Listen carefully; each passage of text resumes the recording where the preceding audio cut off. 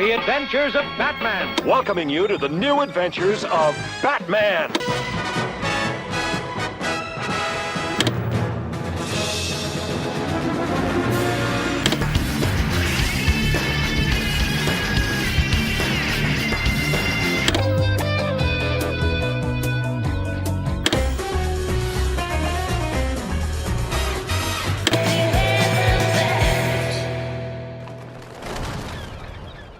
Welcome to episode 49 of Batmanimation, a Batman on Film podcast, revisiting the animated adventures of the Caped Crusader.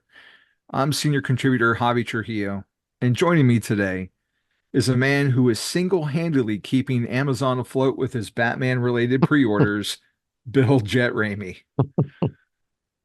That's not far off the truth. That's not far off the truth. It's like every time there, I feel like, okay, it's got to be a lull coming here. I'm good for a while. Something else comes out that I can't pass on. So it is what it is, you know? I mean, it's a day that ends in Y. So, you know, there might be a McFarlane pre-order coming up in your future. I mean, who knows? Yeah, true. That is true. So what's been added to the Batcave this week? What new packages have you gotten? I got that Mezco Robert Pattinson, the Batman, what's it called? A 12-1 figure? That's what they call those? So. It came in 112. 112, yeah. It came in this weekend, Sunday, it showed up, and it's really nice. I thought it was a little bigger. I don't know what I was thinking, but yeah, it's really detailed. It's got a bunch of different heads, you know, I guess. Yeah. You take the head off and different, you know, there's like three with the cowl on, and there's one Bruce Wayne with, you know, with the black makeup around his eyes, and there's several different hands and all the gadgets. And you can fit them into his utility belt. The cape is very nice, leather. It looks like, I mean, it's nice. It's nicer than I was expecting it to be. It just wasn't as big. I don't know why. I guess you see those, you know, those professional up close Photography. Yeah, and it kind of skews the orientation. But yeah, it was you know, for like $120, it was worth it, you know. I think it's even got the fly suit, whatever the hell it's called. Okay. Yeah. The glide suit. Wingsuit, yeah. Whatever. Yeah. It's got that too. So is it about as big as a McFarlane figure then, or just a hair under? Yeah, it's probably the size of a McFarlane figure. Yeah. Did you take it out of the box, or is it? I did. I got it. It's got it right over there. Yeah. Now I've got I kept all the other stuff in the box. I put a hand on that he's holding a Batarang, and I put the little the little gadgets, the stick gun, or all that stuff. I put all that in his utility belt, and I got him in a pose. But I left the other stuff in the box. So yeah. He's out. Does the Batarang look like the one that's on his chest, or is it a different shape? Okay. Yeah, and they have several Batarangs that are slightly different shapes. Okay.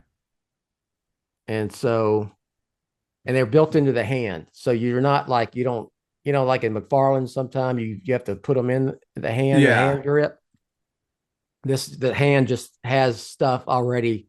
It has the grappling gun sculpted in there. Yeah. Yeah. There's one with the grappling gun and all that. So it's, and I mean, it's the bodysuit is texture, material. It's not plastic, you know, it's not plastic. It's, it's real done. It's well done. Leather. Nice. Belt's leather, you know, the boots leather. It's well done. No hot toys, I know, but it is nice. No, I've heard good things about that one, so I'm glad you've got it in your collection to appreciate. There's a So Keaton one. There's a Keaton 89 one coming, either coming out or they're I thought it did come it out. may come out. Maybe anyway, they're taking more orders for it. Oh, okay. You Maybe can they're doing another batch or I guess something. so, because you can do a pre-order on it right now. It's hard to tell sometimes because like there's a couple people I follow like on Instagram, and I guess it's, for promotional purposes, they get the figures a little bit ahead of time. And I know like Frank in our Facebook group, the BOF Facebook group, like he's just a mad collector, Hmm. and he's always like ahead of the curve on getting these things and showing them off. So like I get confused like what's coming out, if it just came out, if we still have to wait a little bit. Um, so just kind of depends. Well, I just saw this morning on an email I got from McFarlane. They have a new superpowers figure coming out. It's Dark Knight Returns. Oh, I haven't seen that yet. Yeah, Nice. it just came up. I mean, within an hour ago on my Oh, email. cool. So I'll have yeah, to look at so it's that new. Yeah, afterwards. Is yeah. it really bulky or is it like the same size as the other ones? It's the same size, but Okay. it's got I mean, maybe the height is the same, but Yeah. it But looks just from the picture, it looks a little more bulky yeah. width wise, you know, I mean, those kind of guys like were always a little stout to begin with, yeah, just a yeah, little bit. yeah. Well, cool. Uh, Today's a big one, folks. It's so big that the EIC of BOF had to be here. We are discussing the first production episode of arguably the greatest Batman animated show, Batman the Animated Series. Yes, that's right. We're talking On Leather Wings. So, written by Mitch Bryan and directed by Kevin Altieri, IMDb and Batman Animated state this episode aired on Sunday, September 6th, 1992, 3 months after Batman Returns hit theaters. Bill, what are your recollections of this? Did you watch its debut the night it aired? I did. Um, I remember it came on after the NFL games Okay. that day on Fox. So it led right in, from Fox's afternoon of football, it led into that. And yeah, I remember it because I remember it coming. I think they aired one the Saturday morning before, but it wasn't that episode. It was the Catwoman episode, right? Cat in the Yeah, Claw. Is that Cat in it? the Claw. Yeah. And I didn't Yeah. see that one when it aired, but I did see the one in prime time, and that was on Leather Wings. So yeah, I remember very well. Yeah. So while this is the first like episode produced, apparently was the Cat in the Claw Part 1 that aired the day before on Saturday, Mm-hmm. September 5th, Mm-hmm. to capitalize on audience familiarity with Batman Returns. Mm-hmm. Part 2 of the Cat in the Claw didn't air until September 12th. Um, so, we're going back 32 years ago or so. So I don't really remember this all that well. To my recollection, like On Leather Wings was the first episode, and it was Sunday night. And I feel like it was followed by The Simpsons. Maybe The Simpsons came first and Batman was second. I don't remember, but Simpsons was, yeah, something that my mom wasn't fond of. So we didn't really watch it growing up. It wasn't until later that I got into it. But to my recollection, like this was a Sunday night, like this was a primetime show. Um, if you look at IMDb, like they were airing them daily for like the first month or so, which I don't remember that. So maybe it's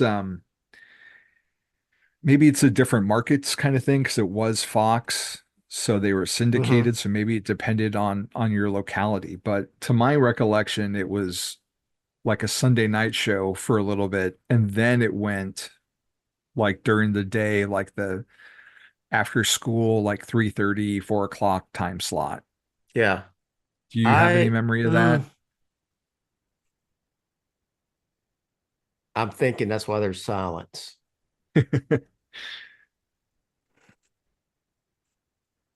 To be honest, I didn't watch a lot of these until probably their second run when it was a Saturday morning thing Yeah. at some point. I clearly remember watching this one when it aired in prime time because it was a new. They kind of made a big deal of it. It was a new Batman animated series, Yeah. and honestly, I was when I first heard it announced, I expected it. I thought it was going to like totally riff off of the of Batman '89 and Batman Returns. You know, look aesthetic, and I mean, like it was going to be a continuation of that kind of Right. sort of. You know, because you had a little bit of that back in the '90s. But you did have like a Selena Kyle who was blonde now to Yeah, match Michelle Pfeiffer. I think that's, as far as I can remember, this is the only time that we've had a blonde Catwoman was that movie and this cartoon. And then the early designs for the Penguin, he definitely was more in a DeVito mold with the longer yes, hair and everything. And then later he got a little more trim. He was still like penguin shaped, but a shorter haircut and a little bit thinner. Um, and then of course you have the Danny Elfman theme, which is so close to the one he did for 89. yeah. But It's I mean, there is quite a bit of riffing off of the two yeah, movies. But I mean, I literally thought it would be like this would excuse me, this would be Michael Keaton's Batman in animation form and mhm. whatnot. But that was that's just my fault for thinking that as opposed to it ever being promoted in that manner. Yeah, and it was a different time back then too, because we weren't all going to YouTube to watch the new trailer as it dropped. You had to catch a TV spot if you were watching Fox, and I mean, there wasn't the information out there. Like you Oh never yeah, knew what episode was going to air when. Because usually, if you had like a TV guide or in our paper, they had a thing called the TV Week. It wouldn't necessarily tell you what the episode was. It would just say Batman the Animated Series. You would have to yeah. turn it on and find out what it was. So it was a different time, and knowledge and information was not as, it wasn't at your fingertips like it is now. Um, Probably, I would venture to guess. I first heard about it. It was probably in Wizard magazine, okay. if I had to guess, because that's where a lot of um, comic book, non-comic book media was announced. It Yeah. kind of was like, it kind of not replaced, but it supplemented like Starlog. comic scene and Starlog. Yeah. Yeah. And so in Wizard, I had subscribed to back then. And yeah, there was a lot of that in Wizard. So if I had to guess, it was Wizard. It could have been Starlog. It could have been Comic Scene, but Yeah. knowing that I was subscribing to Wizard back then, I would probably say that's where I found out. And as far, yeah, you're right. It was a different time, but as for being such a different time than it is today, it seems like it was promoted quite a bit, Yeah. relatively speaking, for that from 1992. You know? Yeah. It was definitely a different time. Um, so the cast, of course, we have Kevin Conroy as Batman with a little bit of Bruce Wayne. Bob Hastings as Commissioner Gordon, Richard Mall as Harvey Dent, not Two-Face, just Harvey Dent. Lloyd Bachner as Mayor Hill.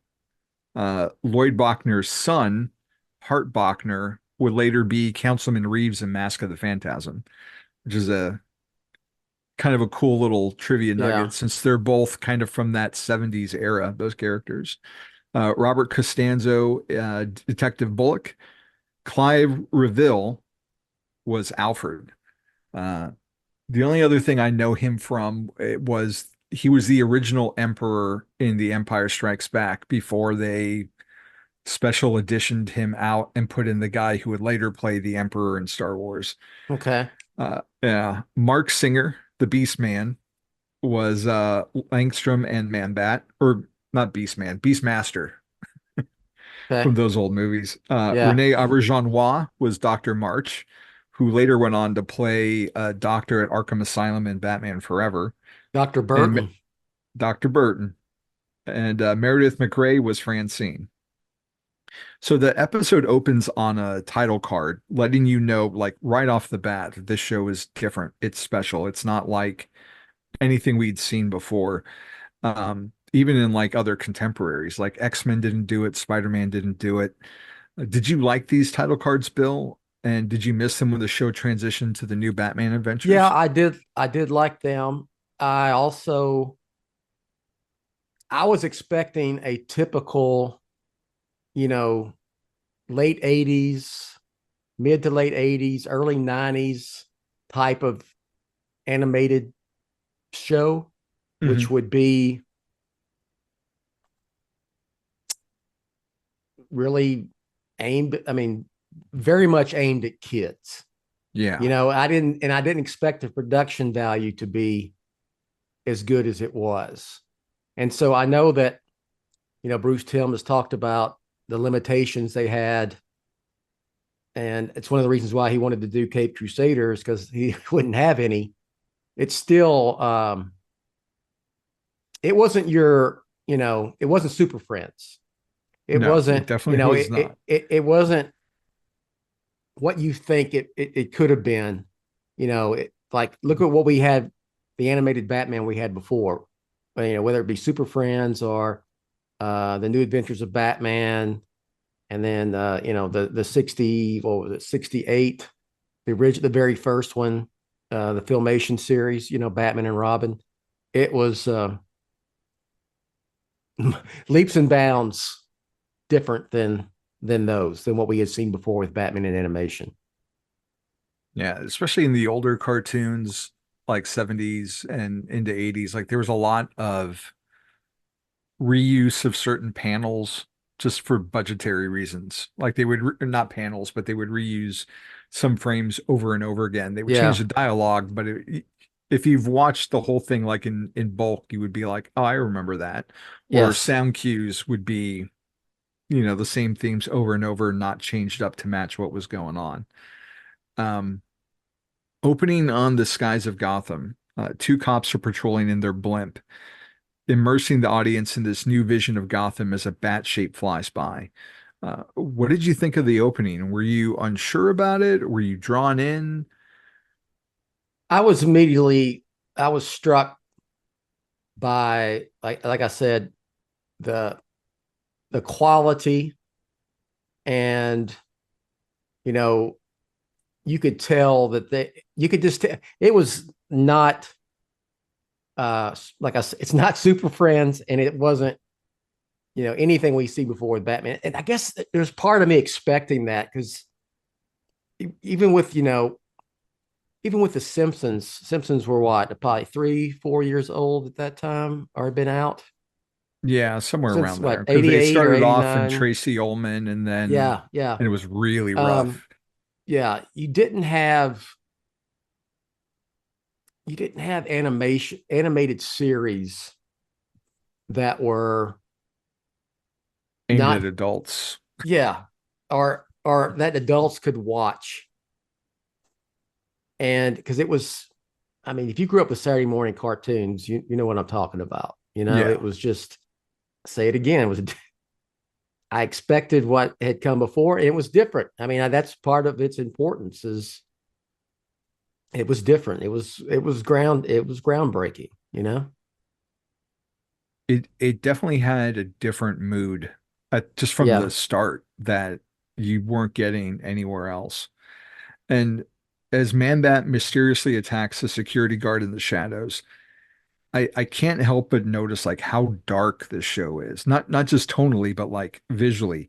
And even when it transitions to the mayor's office where Hamilton is meeting with Gordon and Dent and Bullock, like the film noir aspects really stand out to me. Hmm. And were you digging on this, or did you feel like it was too hard to see certain parts of the show? No, I felt like that was one thing. It was kind of riffing off of 89, Batman 89 with the um, kind of the timeless uh, approach. You know, you had 40s, 50s looking, 30s, 1930s looking vehicles, and but you had computers and modern technology, and it was just a mishmash of different eras. And so I guess I was used to that a little bit from the Burton films, especially Batman 89. Yeah, there was a quote from Bruce Timm, which I found really interesting, given the current state of things. He said, if it had been up to me, I would have said it literally in 1939. But writers find it really hard to write stories without falling back on computer screens and things like that.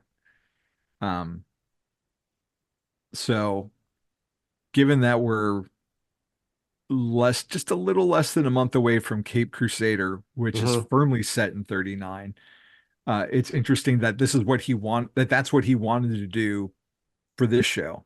Yeah. But instead it became that juxtaposition like Burton's movie. Um, when I came across that quote again, I'm like, oh, that's kind of cool considering what we're about to jump into. Um, so it was there from the start. And there's certain stuff I feel like with when we see Harvey for the first time, like half the upper screen is just black, Mm-hmm. and it very much looks like an old movie, and the way certain camera angles are, and like with Dent sitting in the chair from like we're looking really low, looking up, and he's just off on the side, and it's just Mm-hmm. the whole thing just screams like 1940s movie, and it's Yeah. um I think it helps having it now in high definition so you can see a little bit more of the detail. It doesn't seem as murky as like my old VHS tapes did. Um, but it is definitely Even on very, TV back then, you know, you had the old box TVs, yeah. with the TV two. I mean, it makes it sound old as hell, but it's just, I think we used to have those big box TVs that were heavier than hell, and they Yeah. were definitely not high definition, you know. And now you got these huge screens that are crystal clear. Anyway, I'm not going to get on a tangent of technology here. Uh, so we then get our first scene of Batman and Alfred in the Batcave. How did you like their dynamic? And watching it now, did Alfred's voice take you aback since it wasn't Ephraim Zimbalist Jr., who would go on to do the bulk of the show? I had remembered that there was a different voice actor for Alfred going into watching this again for this show. So no, I didn't. I had remembered. So I mean, it was very, very much what we're used to with Alfred and Batman. You know, the Yeah. back and forth. Alfred with some one-liners and little quips and whatnot. It's interesting. There was an article just came out from Empire about the Cape Crusader, and um, there he's going a different route with Alfred, not just visually, but Mhm. it's not going to be the surrogate father who raised Bruce Wayne, Alfred. It's going to be someone. I think he says Bruce Timm says something like he is someone who is facilitating Bruce's crazy, you know, Hmm. activity. So the when he talks about this being this new version with Cape Crusader, I would think that looking back at this, it's very more traditional Alfred Batman. Yeah. And like I do remember that it was a different voice. It's just every time I come across one of those old ones, it always throws me off for a little bit. I don't know the reasons why they switched. I don't, if I did, I don't recall what they were. I definitely prefer Zimbalist Jr. to Clive Revell. Um, but yeah, it's not that he does a bad job. it just doesn't sound as good as what we got later on. And I don't know if that's just because of familiarity. Yeah, probably. It's You know? funny. I'm assuming Clive Revell is British, Yeah. and Efren Zimbalist Jr. was not British, from what I remember. I remember him on the FBI TV show in the 70s when I was a kid. I never watched that one. I That's think that was for your time. a little bit, but I mean back then, Yeah, stuff that was before my time was like being shown all the time, like yeah, Green Acres and Get Smart and I Dream of Jeannie. yes, Like that was all Adam's Family. That was all made before I was born, but like it was still on TV all the yes, time. Um, but yeah, it looks like Ephraim Zimbalist Jr. was not British. yep. He was born in He New was York City. born in New York. So, but I mean, he was a great Alfred. I mean, he kind of set the bar in a lot of ways for Alfreds who came later, at least like from a tonal inflection, I feel like. At least he's like my standard. So we also get our first very long look at the new Batmobile as it races to Gotham with the animated series theme playing throughout as it's, hurtling into the night. Did you, I had a hard time with this. Like, did you feel it was heavily influenced by Anton Furst's design, or is it just keeping in style with looking like a Batmobile? Both, I think. You know, Yeah. um, I do remember how I've always thought this. I thought it was like really extraordinary long in length, you know, and I'm sure that's what they were going for. But there's a bit of the 89 Returns Batmobile in it, I would say, to a certain degree.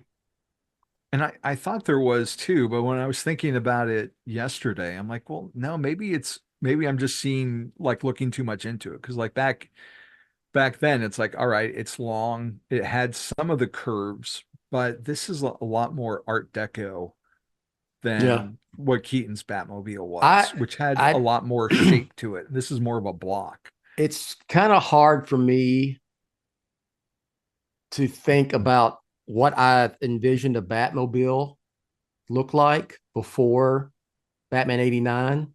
Yeah.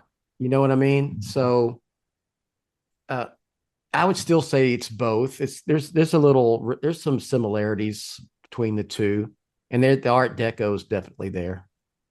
And it has the jet engine in the back, which Yeah, like I think of Keaton, but like Adam West had I that thought it. too, Yeah, though. yes, So yeah, I feel like that's more of taking inspiration from the 60s Batmobile, yeah. the TV Batmobile, I should say, since there were numerous ones in the comics throughout the years.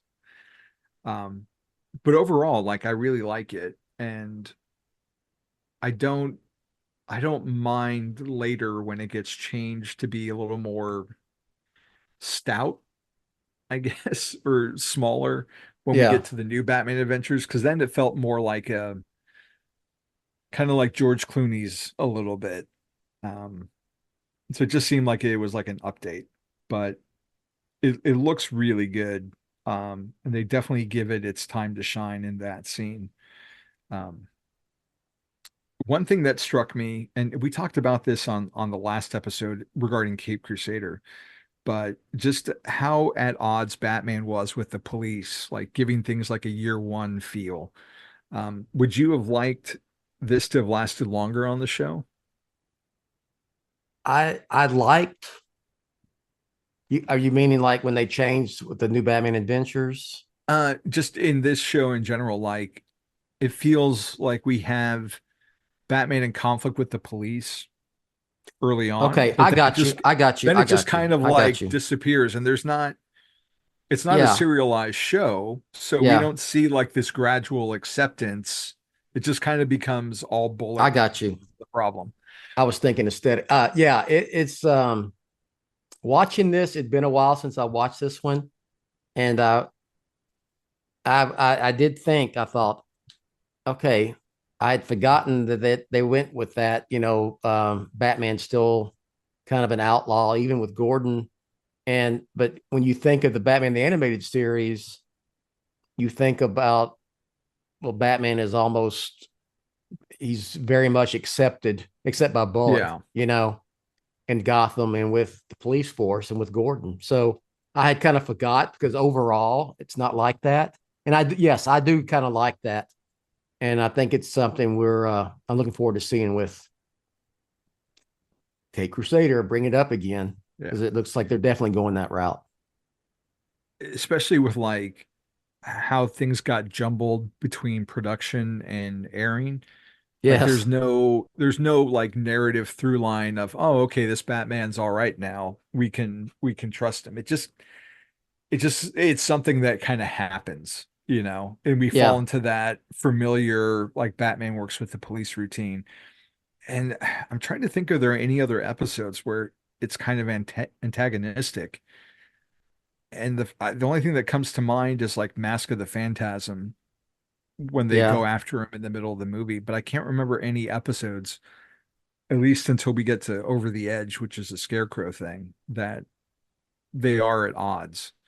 But it definitely makes it feel like this episode is in the beginning of his career, and then it just becomes like commonplace, not long, especially How, when we get to Robin. yeah, I was going to just say, how long into it that we saw Robin? It was relatively soon, wasn't it? It was relatively soon, but he was older, so we knew that there was a Robin and it was Dick Grayson, even though he had Tim's costume. But they gave the impression that it was that they had been partners for a while. And it wasn't Yeah. until later in the show's run that we got the two-parter where it did the whole Robin's Reckoning, and Reckon it. we Yeah. saw Tony Zuko and Okay. all that. So Yeah, you see this and it's very much year one-ish. And then all of a sudden it's Batman. I'm trying to get back to this episode instead of talking about the series altogether. But yeah, it is very year one-ish, and it's because you get that what I want to say. You get like older Batman with, Bat family, established Batman pretty yeah. quickly in it. So sorry, back to On Leather Wings. Yeah, so Batman does some detecting using some infrared goggles, highlighting that while things look way more retro, there's some high-tech elements to this show as well. And we discussed earlier, this was something that Burton already did in his movie. Um, and as Batman has an encounter with the police, they, go and have a fight scene. The scene is punctuated with his theme throughout. And we kind of touched on this earlier, but how did you like the music in this episode? Oh, it's very good. That's one of the things that made it different, I think, is that it had a really, really dramatic theatrical type score with it. And it didn't hurt that they also included the Burton riff within Yeah, Shirley Walker's theme too. So it's I don't know, they go so hand in hand for me that I mean I can hear that they're different, but they're like siblings in a way, you know? yeah, Um and we touched on it earlier. Like back in the day, like they would just recycle, like, okay, this is our action theme. This is our whimsical yeah, moment theme. But like every episode had its own soundtrack, which like that wasn't really done for this no, type of that's show back then. exactly, yeah, exactly. And it's and Walker is like so closely aligned with Elfman in this era that I mean, it's almost like they're partners. Hmm. And she's so good at capturing that sound, and maybe a little more cartoonishness blends in, but it doesn't detract from anything, and it doesn't make it more kiddie. It's just more like a cartoonish heightened at times. Hmm. Not necessarily in this episode, but And it's funny too, because you go from 89 where he did Batman, Elfman, and in 1990 he did the score for or not the score, the theme for the Flash TV show. But then Shirley Walker did the music for all those episodes. So now that that series is on Blu-ray as of last week, people are rewatching it again, and it's an interesting parallel to go from 89 to The Flash, then to Batman the Animated Series, because there's this through line of the visuals being modern but retro, and then the Mm-hmm. music also sounds the same. Like they all feel very Mm-hmm. cohesive and Mm-hmm. connected, even though they're not at all.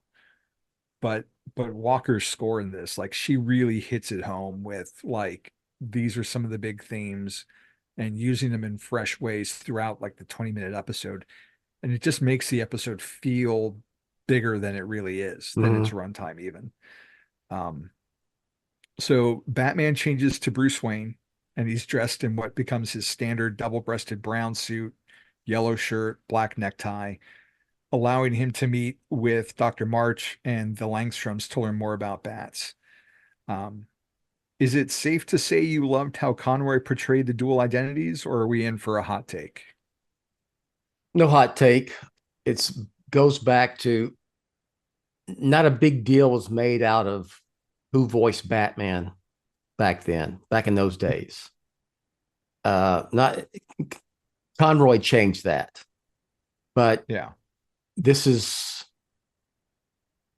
definitely probably I would say the first time we got a someone taking it seriously, voicing Batman, and there are two distinct voices slash personalities when it comes to the characters. So yeah, I mean it's just I always when we talk about these Batman animations, I always try to frame it around when it aired Yeah. and things that were, how things were when it aired and what perceptions were when it aired and whatnot. So Kevin Conroy wasn't this revered Mount Rushmore of Batman individual in those days, you know. Yeah.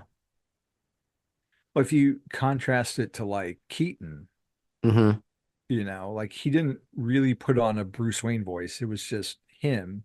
And he had like the awkward, eccentric thing going on, where this Bruce Wayne is definitely more smooth. Yeah. Um, Yes. Yeah. he He's going for he that. he definitely brings out the more like playboy aspect. Um, and it's something that I really miss as Conroy went on with the role, because it kind of fell to the wayside. I Part of think that was so. like this was the scripts. Part of it then became, Batman Beyond, where he didn't have the need for that voice. Mm-hmm. So his smooth Bruce Wayne voice just kind of fell off at some point. But there's a scene where he calls Dr. March, and he's in the Batcave, and he's full on Batman talking with Alfred, and then he makes the phone Mm-hmm. call, and immediately like the Bruce Wayne voice clicks in. And Yeah. it's so weird to hear Bruce Wayne coming out of like Batman. And it's literally like a switch. And then he hangs up, and then his voice drops again, and he's Mm-hmm. Batman. And it was one of my favorite moments from the episode, just to see that. Um, so when Batman eventually figures everything out and confronts Langstrom, we get this like transformation scene that leads to an aerial fight. How thrilling was this for you to see? And would you want to see the movies try this someday? It's a loaded question, right? Yeah. Um, it works. This episode works for me because and I'm talking about me, because there's things when it comes to animation that I will enjoy and are more open to than in live action, especially if Batman is being portrayed as grounded, dark, and serious and whatnot. So I don't see Man Bat showing up in the Batman. I don't see Man Bat showing up in, or I don't think he would ever shown up in the Dark Knight trilogy. I don't know if he would even shown up, even though I think there were some scripts that would have shown up in any of the Burton Schumacher films if it had continued. But with this new DCU, who knows? You know, if you want to be very different from the Batman saga, you never know. To me, I'm not clamoring for Batman Bat or Clayface or, you know, anything that's very fantastical, but that's just my personal bias and sensibilities coming in play. Now, as far as Batman fighting in the air, well, let's see who he's fighting, and then we can have then we'll have a conversation there. It's not something that we really get in the live action side of things, like these aerial types of fights, because it's even with, CGI, like it's really impractical compared to like back when this episode came out. Like trying to do an aerial fight like this would have been impossible, I think. But it looks really good in animation. How did you like the transition from when he changed from Langstrom to Man-Bat? Did it look odd to you?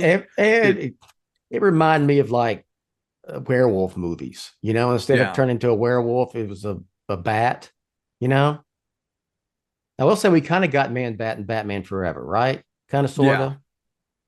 The Red Book, kind of, sort of. The Red Diary version. Yeah. The deleted scenes. Yeah. Or the action figure, if you ordered all 4 of them. I thought it looked a little juddery, the transition itself. Like the animation looked just a little bit different than the rest of the show. And I'm assuming that was intentional, but like when we get to the fight, like it just, everything in that scene just like really sings. And there's something about like this episode in particular where I feel like there's a little bit more of like a budget to it. Like the animation looks a little bit more polished. There's definitely more of a anime style influence to it. And if I'm remembering right, they had like 2 or 3 different animation studios working on the show just to get, things done. So certain times or certain episodes will look different from others depending on what animation studio house they were using. And they pointed out in the commentaries, I think.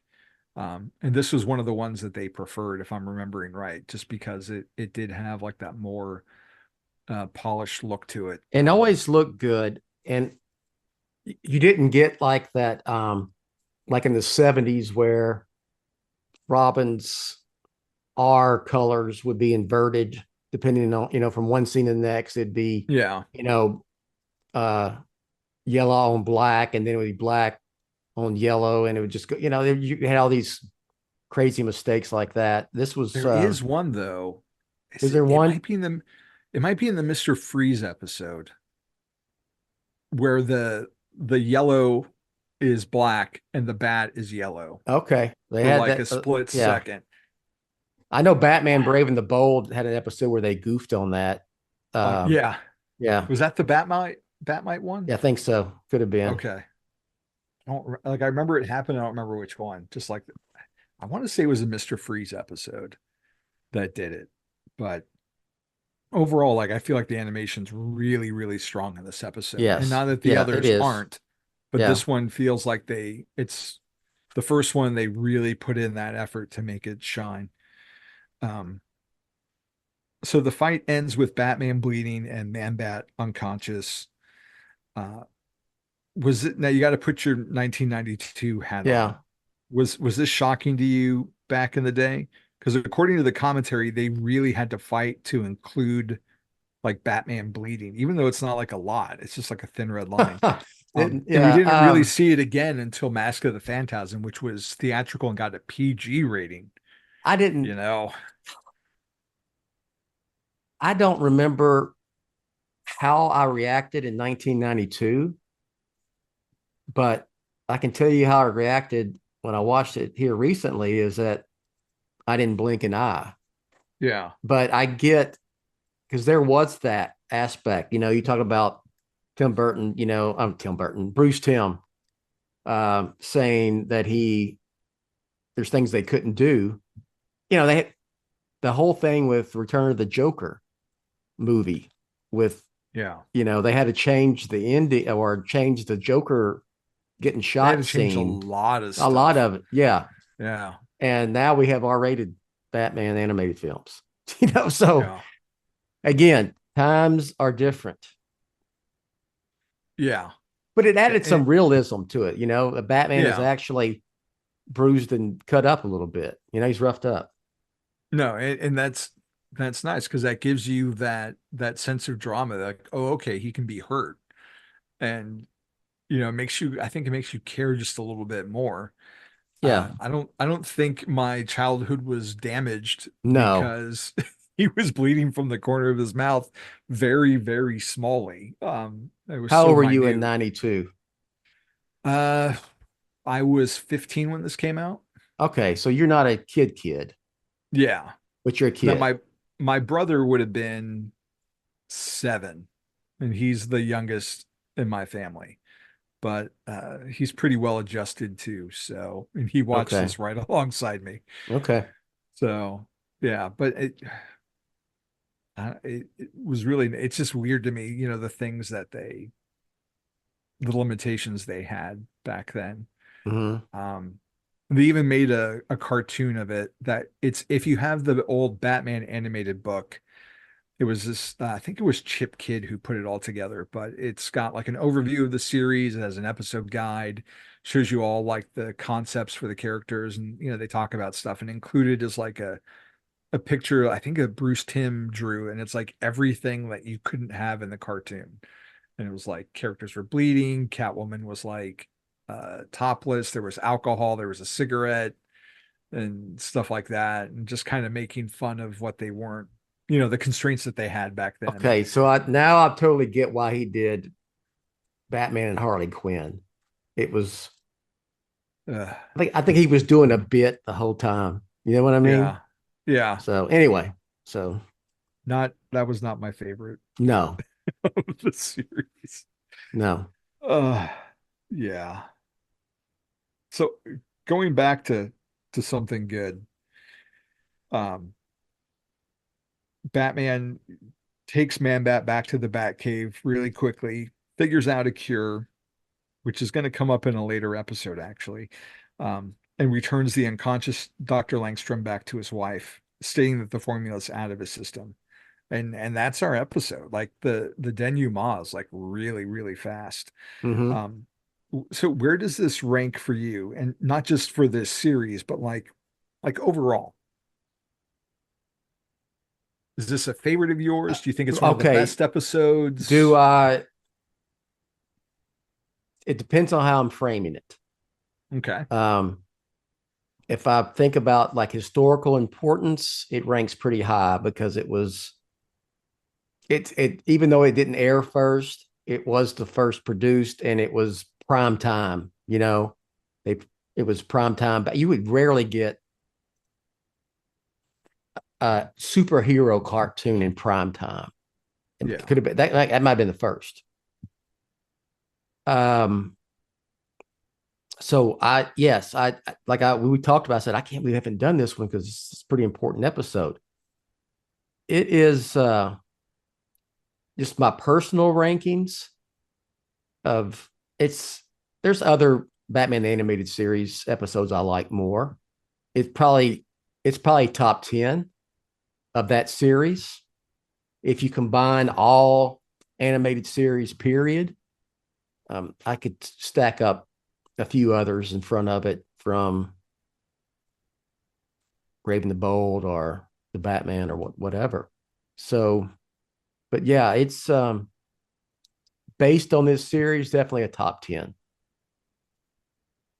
Yeah. In some ways it's kind of run of the mill.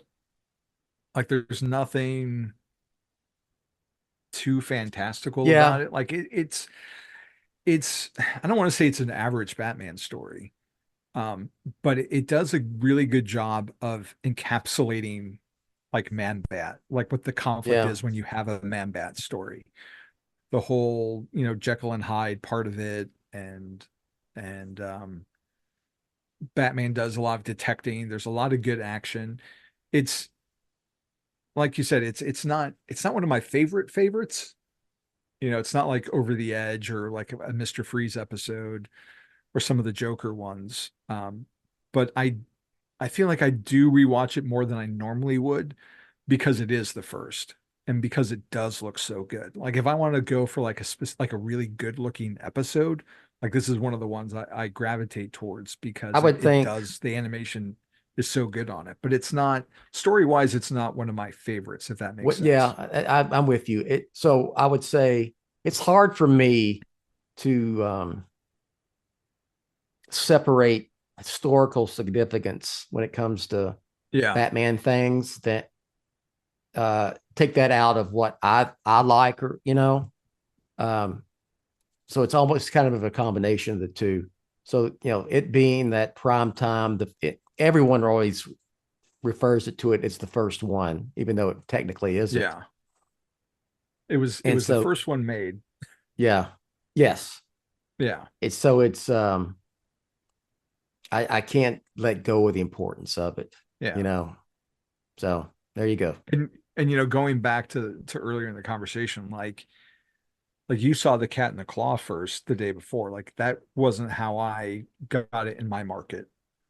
So to me, this Hmm. not only was this the first production episode, but it's the first one that I saw. To me, that episode was the premiere.